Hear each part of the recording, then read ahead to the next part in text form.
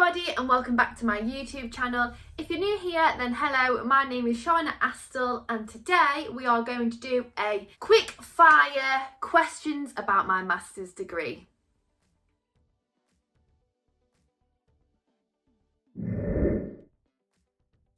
Okay, so the first question is, what is DMP? So my master's degree, if you don't know, was dance movement psychotherapy. I'm fully qualified now. Woo! I don't think it will ever get old. What does dance movement and psychotherapy entail? A lot. So I'm basically a movement therapist. So we basically work on identifying patterns that aren't necessarily fulfilling our clients' lives, and we then work on how to shift that pattern. Maybe it's more of a feeling. We work a lot with the senses, and yeah, it's all a process. So it's not something that we shift overnight, and we basically give the tools to our clients depending who our clients are. Of course, there's no one size fits all, but we aim to give the tools that will benefit our clients and help them to carry that on into life after therapy with us as the therapist. So for example, I did placement at a brain injury place, so I worked on rewiring the brain through movement and all of the senses as well, so like music, sight, feel, helped them kind of bring back themselves, if that makes any sense. So of course it's very traumatic when you've been in a stroke, and things change and things are hard to remember and it is intense. So a lot of the time it was also helping them to find their own identity again, or recreate their own identity, and also make sense of what has happened, because a lot of the time that is what anyone really struggles with. If they've been through anything traumatic, they kind of want to get to the bottom of what happened to then be able to accept it and move on. I also did placement at a school and also with pre and postnatal depression, as well as the attachment with baby and mother. And yeah, there's so many different things that you can do with dance movement psychotherapy, and if you've tried talking therapy and that hasn't worked for you, this is a good sort of, I guess, promotion, not just for dance movement psychotherapy, but this is what I meant in a previous video of, I think therapy is good for even the happiest person in the whole wide world. Kids, adults, teenagers, couples, families, individuals. I think therapy is really good for everybody, but you do need to kind of do your research, figure out what therapy works for you. So me, dance movement psychotherapy, I went to a talking therapist because I felt like my voice had never been heard, and she was able to listen to me and make me feel like my voice had been heard, because as a dancer my movements had been appreciated and probably heard to some extent, but not necessarily the things that I was suppressing, let's say. And there's also drama therapy, music therapy, animal therapy. There's so many different therapies. So yes, and then again, once you've found the right therapy for you, art therapy as well, it's also then finding the therapist that you think works well with you for whatever your needs are, because everyone's needs are different. I needed someone to hear me. Someone might need someone to see their expression through drawing or sculptures, or yeah, anything like that really. So I hope that answers. I always feel like I give a different answer depending who is asking, like even with my placements. There's so many different avenues you can go down as a dance movement psychotherapist. But yes, essentially we are just helping shift patterns, identify patterns, allowing people to accept what's happened, and then give them the tools to be able to cope and manage, not fix, cope and manage with what that's left, and also hope for going forward, really. So question 2 is, how long was the course? So my master's degree course was 2 years. I know a lot of them tend to be 1 year, so 2 years surprised me. But then I did have a lecturer in the first term come in, and he did say, who was a dance movement psychotherapist, he basically said that the course is 4 years crammed into 2, and now I understand, because it's a lot. I'm still digesting some things as well. I feel like a 3rd year would have been like all right, because I feel like I could have took my time, but I'm dyslexic, so maybe that's why. But a lot of people did say they feel like it should be at least 3 years. I'm on the other end now. I've passed. 2 years was enough for me, especially as the end got very unnecessarily stressful. What was the entry requirements is the 3rd question. So it's different for everybody, but basically it said that you had to be experienced in something to do with dance movement psychotherapy. So that could be dance because of movement and connection to the body. I know we had someone who was a paramedic. Most people was dancers and had done dance degrees beforehand. But yes, as long as you had something to do with dance, or like paramedics, like all of the anatomy and physiology side, as long as you knew something that you wasn't starting from scratch with, I think that's what they wanted.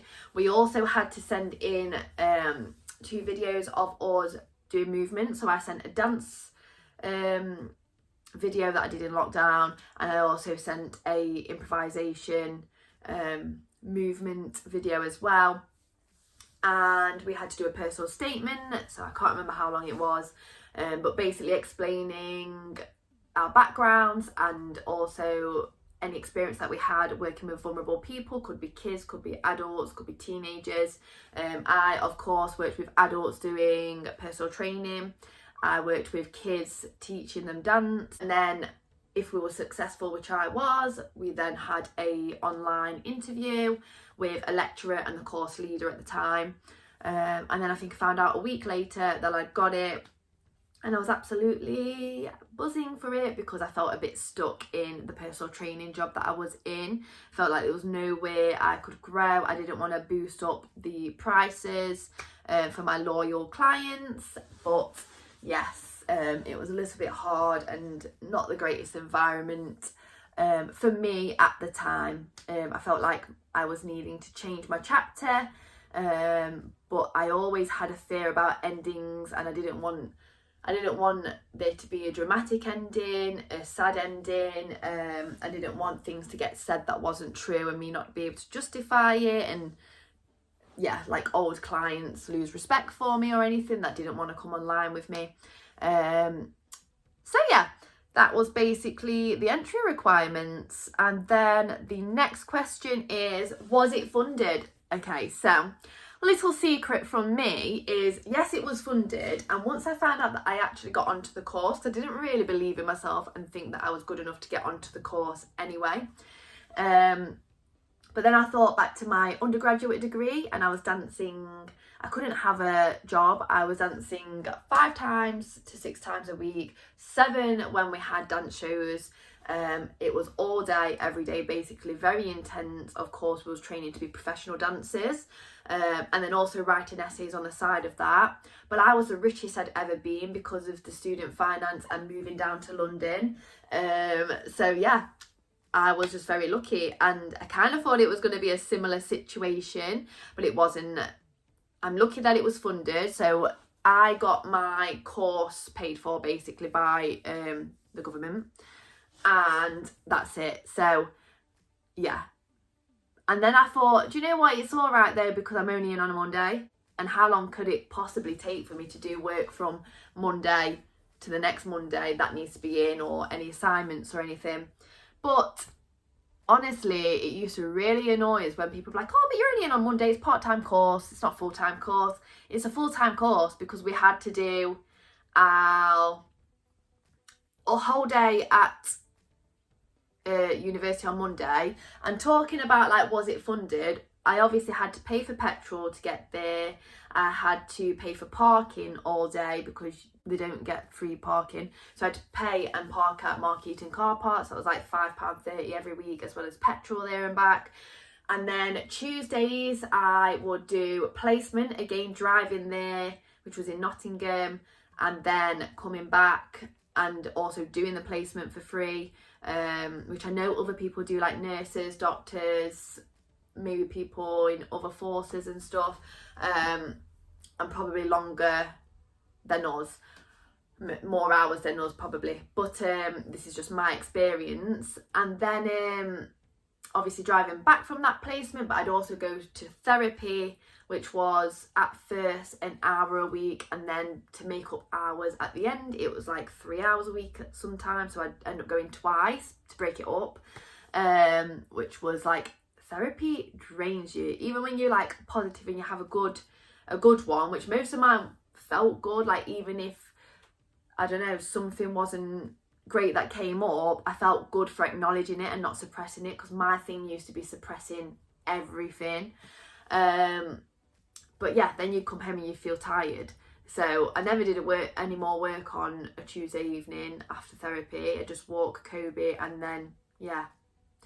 And then Wednesdays I'd do a placement at a school, and then I'd come home and do my online clients. Thursday I'd go to the school, I'd be there all day, and then I'd come back and I'd just be tired. Friday I'd have the day doing uni work and stuff, catching up with lectures, because I had to keep going over stuff because everything moved too quick for me. I found out like within the first year, like towards the end, that I'm dyslexic, but I didn't know that at first. So yeah. And then Friday night I'd have a client, and then I'd usually dance. So that was like, I'd leave at 8, get there for 9, finish at 1, get home for 2 in the morning, and then I'd have an online class at like 10 on a Saturday morning, straight into a client, and then I'd probably need to nap because then I'd be dancing the Saturday night usually. And then Sunday I'd be so tired, but I would have to do uni work. Like, oh, I don't know how I did it, and I've only just come out of it. But yeah, you obviously have to pay for therapy, you have to pay for like an ADMP membership every September.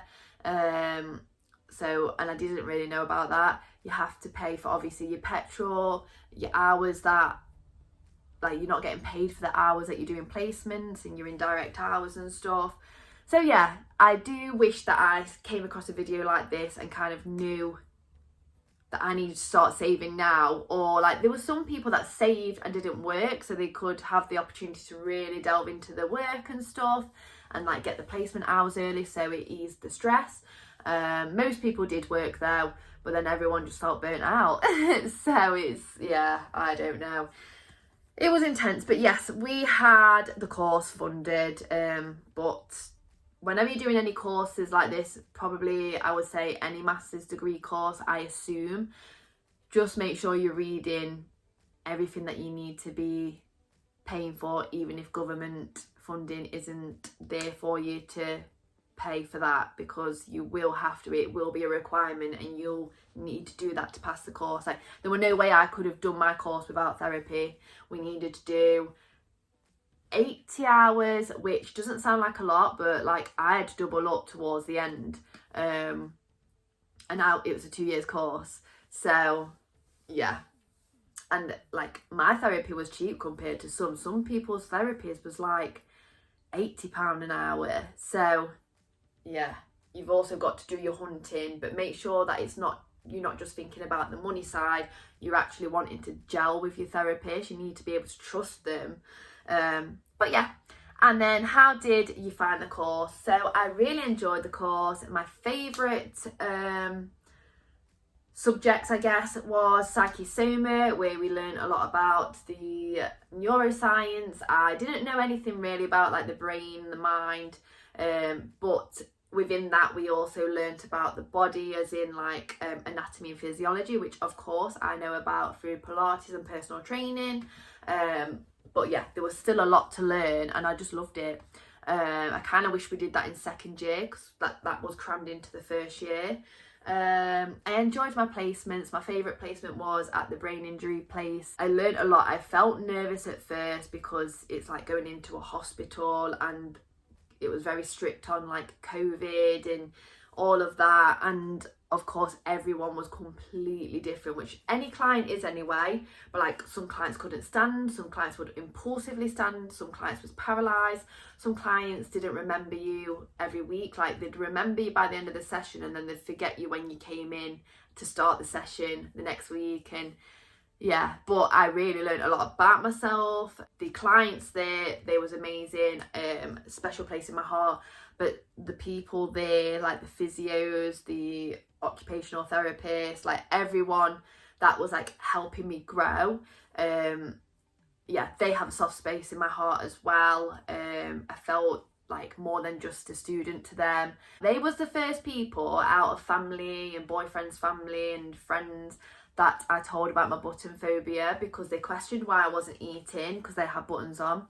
And then for my leaving sort of meal thing that they threw, and I didn't know that they was going to throw that, they actually all took their, like put normal tops on with no buttons, because they wanted me to feel comfortable and the respect. Like it was the first time I'd really felt the respect. Like I've said in a recent video about my button phobia, even my mum will show up at the house wearing buttons, and I get it, people don't think about it, so it meant a lot. And it's really shifted my boundaries with buttons now, which I worked on in therapy as well. But the fact that they took their buttons off and they brought in snacks or made food, and it was really nice. It was a really nice ending, the most positive ending I've ever had, and I do feel like I could potentially go back to them when I want to start doing dance movement psychotherapy as a job again. So yeah, I did enjoy my course. I just feel like there was certain parts of the course that was unnecessarily stressful. Like just before a hand-in date, they'd be like, oh, by the way, don't forget you need to add this and you need to do this, you need to do that. And it's like, everyone's then like on the Facebook group, like, does anyone remember any lecturers saying that we needed to include this, or we needed to read about that, or it needed to be this amount of words, or whatever it was. So I do feel like it was very unorganised in that way, very stressful. It was definitely understaffed, which our course leader, even like she wanted more staff, like she's requesting more staff for this year, and I hope that they get it. You'll have seen one of the videos that I did towards like the end of my university degree, and I even cried, and I don't really cry, but it was just getting so overwhelming, so unnecessarily stressful. And I even got to a point where I thought, you know what, if I actually fail, like if I fail then have to resubmit, then fail, because you only get 2 chances, then would I really come back next year to do this whole module? Because one, I'd have to pay, but it's not even the fact that I'd have to pay, it's the fact of having to put myself through those stressful times and environments again. And I get that, like, if it was easy, everybody would do it, but it's not the actual what was in the course. Like, that was hard within itself.